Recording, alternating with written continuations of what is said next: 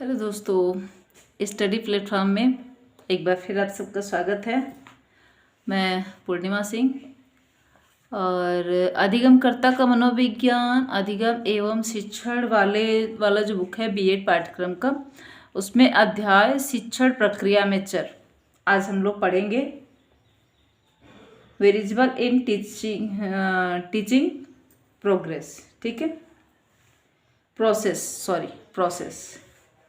तो सीखने के कार्य, इसमें हम लोग पढ़ेंगे सीखने के कार्य यानी कि अनुदेशनात्मक उद्देश्य।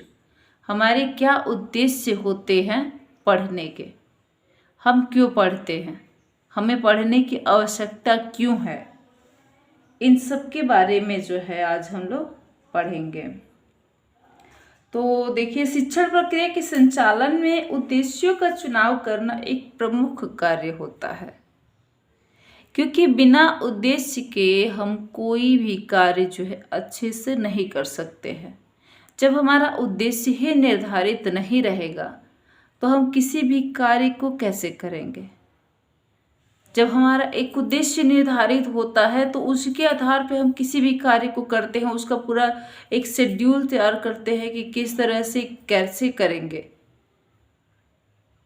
तो हर चीज के लिए एक उद्देश्य का होना, अगर हमें सक्सेस होना है, हमारा उद्देश्य क्या है, सक्सेस होना, कि हमको एक डॉक्टर बनना है, इंजीनियर बनना है, कुछ भी बनना है, तो उसके लिए हमें क्या करना होता है, एक उद्देश्य बनाना होता है कि किस तरह से सुबह से लेकर के शाम तक का पूरा हमारा शेड्यूल क्या रहेगा, किस तरह से हम अपनी पढ़ाई करेंगे।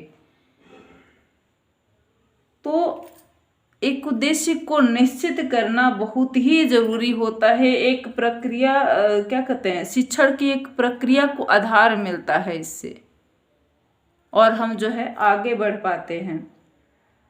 इसी समस्या के निदान के लिए शिक्षक कार्य विश्लेषण के उपरांत शिक्षण उद्देश्यों की पहचान करता है। मैंने कि जो समस्या जो है शिक्षक बच्चों के सामने रखता है, जो उनकी समस्याओं का जो निदान करता है, उससे वो क्या करता है, एक कार्य विश्लेषण करता है और उसके बाद बच्चों के उद्देश्यों की पहचान करता है कि बच्चों का उद्देश्य क्या है, क्या वो हमने जो समस्या रखी उनके सामने वो उसे सुलझाना चाहते हैं, नहीं चाहते हैं, कितनी उनकी इच्छा है, कितनी नहीं इच्छा है। इन सब के बारे में भी जानना बहुत जरूरी होता है एक शिक्षक के लिए। अर्थात विद्यार्थियों में होने वाले ऐसे परिवर्तनों की पहचान करता है जो शिक्षण देते समय विविध प्रक्रियाओं के माध्यम से व्यक्त होता है। परिवर्तनों की पहचान, जैसे आप क्लास में पढ़ा रहे हो तो उस समय बच्चों की मानसिकता में क्या परिवर्तन हो रहा है, वो किस तरह का बिहेव कर रहे हैं क्लास में, वो आपकी बातों को सही ढंग से सुन रहे हैं कि नहीं सुन रहे हैं। तो शिक्षण देते समय विविध क्रियाओं के माध्यम से व्यक्त होता है, उनकी जो भी क्रियाएं होती हैं उससे व्यक्त होता है उनके उद्देश्य, वो क्या चाहते हैं, वो क्लास में बने रहना चाहते हैं या फिर क्लास से बाहर रहना चाहते हैं। तो ना जब शिक्षक पढ़ाते हैं ना तो कुछ बच्चे जो होते हैं वो ध्यान से सुनते नहीं हैं, उनकी स्टडी करने का कोई उद्देश्य नहीं होता है, वो बस एक मनोरंजन करने के लिए आए रहते हैं, क्लास में आते हैं मनोरंजन करते हैं। शिक्षक अगर अच्छा पढ़ाया तो ठीक है, नहीं तो फिर अगर उनका पसंद का कोई विषय नहीं चला तो फिर वो जो है वहाँ से 9, 2, 11 होने को सोचते हैं। उस समय क्लास को डिस्टर्ब करने का भी प्रयास करते हैं ताकि जितनी जल्दी हो सके छुट्टी हो जाए। तो शिक्षक क्या करता है, उनकी मानसिकता को पहचानने का प्रयास करता है। शैक्षिक उद्देश्यों की मदद से मात्र विषय वस्तु की संरचना और उद्देश्य के लिए परामर्श नहीं मिलता, बल्कि ये मूल्यांकन की प्रविधियों के विशिष्टीकरण में भी सहायक होते हैं। मूल्यांकन की प्रविधियां मैंने कि जो हम मूल्यांकन कर रहे हैं उनकी विधियों में हमें क्या होता है, इससे सहायता मिलती है, हम उसको और विशिष्ट कर पाते हैं। अपने मूल्यांकन को, कि हम कितने अच्छे से इसको और जो है अच्छा कर सकें, इसको बच्चों को और अच्छे से समझा सकें, ताकि बच्चे उबे नहीं, बच्चे पढ़ाई में ध्यान दें। देखिए उद्देश्यों का वर्गीकरण, तो उद्देश्यों का वर्गीकरण कई आधारों पर किया जाता है। उद्देश्य समान भी होते हैं, विशिष्ट भी होते हैं। इनका रूप प्राप्य उद्देश्य यानी कि जो भी प्राप्त हमारे उद्देश्य जो हमें प्राप्त हैं कि हमें किस तरह से करने चाहिए। अपर्याप्त में हम पता ही नहीं है कि हमारे उद्देश्य क्या हैं। तत्कालिक उद्देश्य मैंने अचानक जैसे होता है ना कि हाँ आज हम ये वाला क्लास पढ़ाएंगे, आज का मेरा ये प्रश्न मैंने कि तुरंत का ये उद्देश्य है कि आज नहीं आज तो मैं करके रहूँगी, आज तो ज़रूर मैं ये वाला काम करके रहूँगी, आज ज़रूर ये बच्चों को मैं बता के रहूँगा या रहूँगी। तो ये तत्कालिक उद्देश्य होते हैं। अपर्याप्त यानी कि जो आपको पता ही नहीं है, बस करना है पर क्या है उसको जानकारी करना। अंतिम उद्देश्य किसी भी कार्य को करने का एक अंतिम उद्देश्य भी होता है। लाइन टू लाइन जो है हम अपने उद्देश्य को पूरा करते जाते हैं, उसके बाद लास्ट में आता है हमारा कि एकदम हाँ आज ये मेरा वर्क, चलो आज मेरा पूरा उद्देश्य था कि हफ्ते दिन में आपका हम ये चैप्टर ख़त्म कर देंगे, क्वेश्चन आंसर सारा करवा देंगे। तो लास्ट वाला क्या होता है, हमारा अंतिम उद्देश्य होता है कि चलो आज मेरा चैप्टर खत्म, आज मेरा अंतिम उद्देश्य था। सार्वभौमिक उद्देश्य जो कि सबको ले करके हम चलते हैं, पूरे क्लास को लेकर के चलते हैं, तो हमारा सार्वभौमिक उद्देश्य होता है कि पूरे क्लास के बच्चों को हम कितने अच्छे से पढ़ा सकते हैं। एकांगी उद्देश्य जो अपना विशेष एक उद्देश्य होता है उसे हम कहते हैं एकांगी उद्देश्य। वर्तमान समय में शैक्षिक उद्देश्यों के अलावा अनुदेशनात्मक उद्देश्य पर अक्सर चर्चा की जाती है। वास्तव में अनुदेशनात्मक उद्देश्य एक विशिष्ट उद्देश्य होता है। प्रायः सीखने की प्रक्रिया में जब विद्यार्थियों के व्यवहार में परिवर्तन होता है तो इन परिवर्तनों को शिक्षण उद्देश्यों के रूप में लिखा जाता है। इसे ही अनुदेशनात्मक उद्देश्य कहा जाता है। यानी कि जो भी उनके अंदर जो परिवर्तन होते हैं उसे हम जो नोट डाउन करते हैं उसी को हम क्या कहते हैं, अनुदेशनात्मक उद्देश्य। रॉबर्ट मेगर ने के अनुसार जो है अनुदेशात्मक उद्देश्य ऐसे कथन होते हैं जिनमें शब्दों तथा संकेतों का संग्रह होता है। शब्द तो लिखे ही जाते हैं, संकेत भी लिखे जाते हैं, संकेत के माध्यम से भी लिखे जाते हैं, उसे हम क्या कहते हैं, अनुदेशनात्मक उद्देश्य कहते हैं, जो एक या अनेक शैक्षिक मानकों का वर्णन करते हैं। डिसेको तथा क्रोफोर्ड की मान्यता है कि अनुदेशनात्मक उद्देश्य वह प्रविधि है जिसके द्वारा छात्रों के व्यवहार के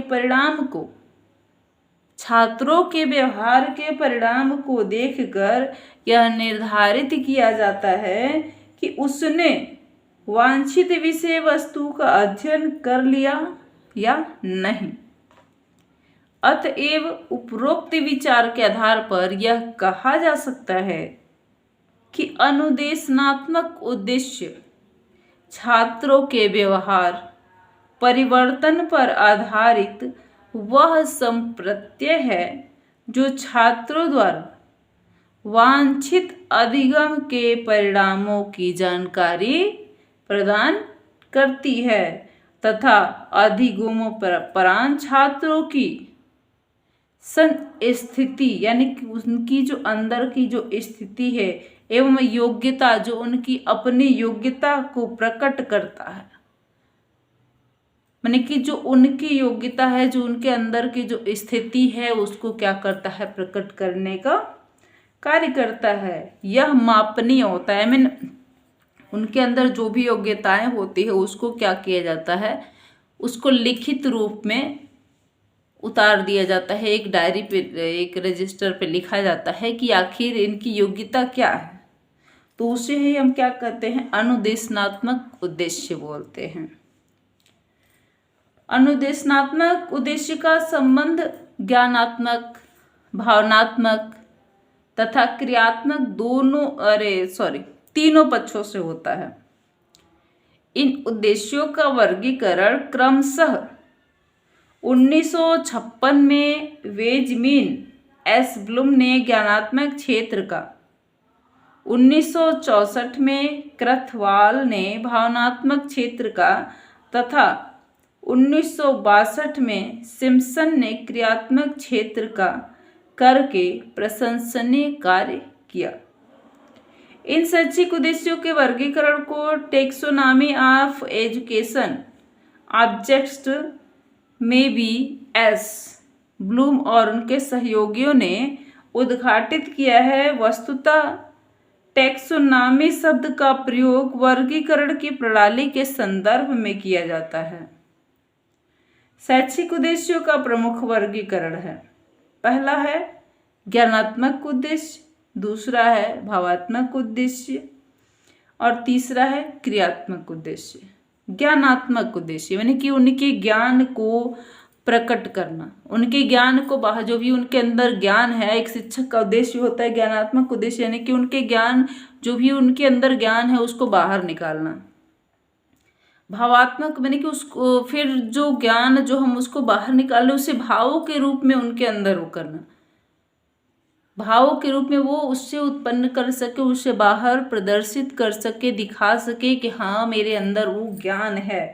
और क्रियात्मक उद्देश्य, भावों में तो करेंगे ही, क्रियाओं में भी उनके होना चाहिए। एक शिक्षक का उद्देश्य होता है कि एक बच्चे को हम इस तरह से ज्ञान दे ताकि वो ज्ञान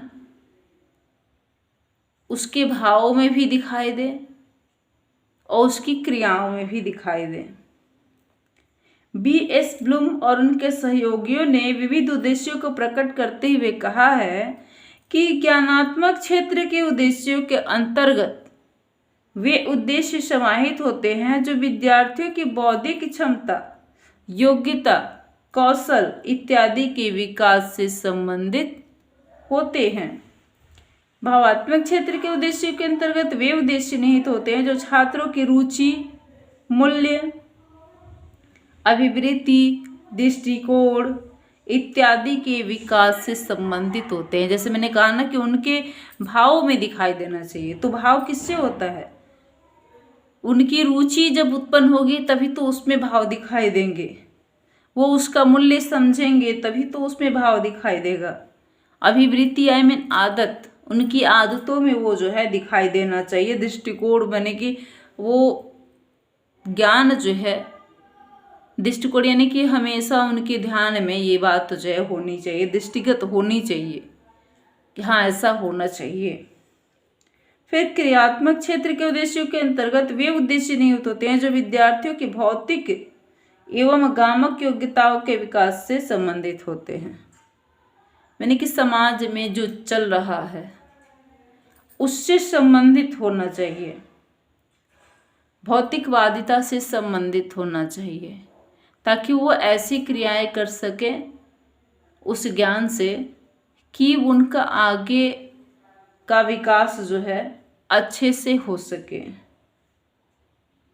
अब ब्लूम के द्वारा वर्गीकृत शैक्षिक उद्देश्यों की क्रमिक पहलू के बारे में जो है हम आपको कल वाले वीडियो में ये देखिए आप लोग, तो ये हम इसके बाद वाले वीडियो में आपको बताएंगे, ठीक है। अभी समय की कमी है तो अभी रखते हैं, ओके। अगर वीडियो पसंद आई हो तो लाइक, सब्सक्राइब एवं शेयर ज़रूर कीजिएगा और टेक केयर, बाय बाय।